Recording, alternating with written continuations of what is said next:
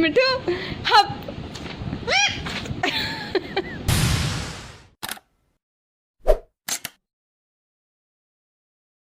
मिठू आ हप मिठू हप फिर कर हप हप कर मिठू हप